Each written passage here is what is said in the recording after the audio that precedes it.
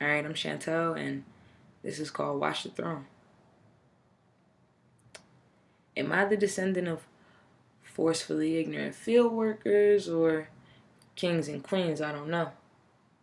The images forced down my throat are drug dealers and baby mamas, Larondos and Sharquanas, new Jays and chains draped in diamonds. Yeah, they shining, but they're blinding as well. The ice keeps us complacent as we adapt to this hell, singed skin and we're ignoring the smell. How strange it is, this fruit. But instead of swinging in poplar trees, we're caught in between hip-hop cultural themes and reality TV. We perpetuate these images, then get mad when people call us on what they see that makes absolutely no sense.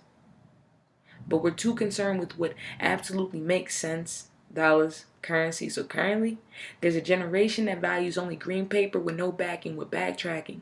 But instead of cracking whips with the intent of backlashing, we're lashing back at each other with gunshots from whips packed full of boys with everything but books in their book bags. And black masks, who were taught to get it by any means, but couldn't tell me by any means who penned the quote that commands the life that they lead.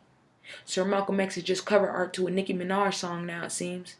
And Dr. King's vision still remains a dream. Because the last time we got together and marched impactfully without madness was during the month of March when the NCAA hosted March Madness. They ejected all of our coaches indefinitely and still expected us to play the game as strategically as he who wrote the rule book and stopped teaching us how to read. That combined with a parent who's an absentee leaves us to create self-images based off what we see, and that's mostly movies and TV, so the outcome is kind of scary. Because that's when you get ordinary subordinates who carry gats and Uzis, texts and toolies just to quote some whack shit they seen in a movie like, a nigga like me, man, I love the game. I love the hustle.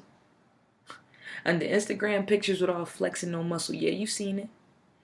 Your local officer probably has too, but I guess it's easy to act irrational when other people's likes outweigh how much you like you.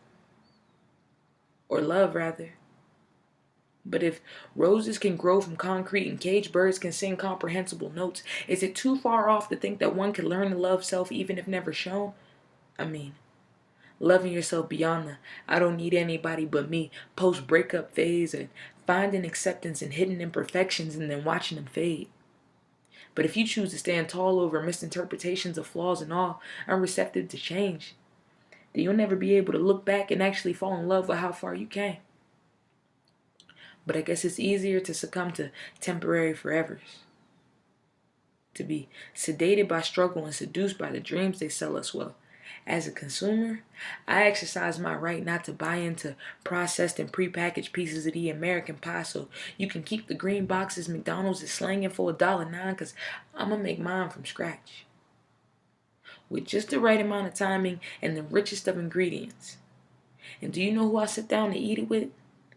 Far from ignorant workers who've excelled in their fields, who had dreams of being royal and made that shit real, so when my descendants look back on their lineage, they won't have to be confused.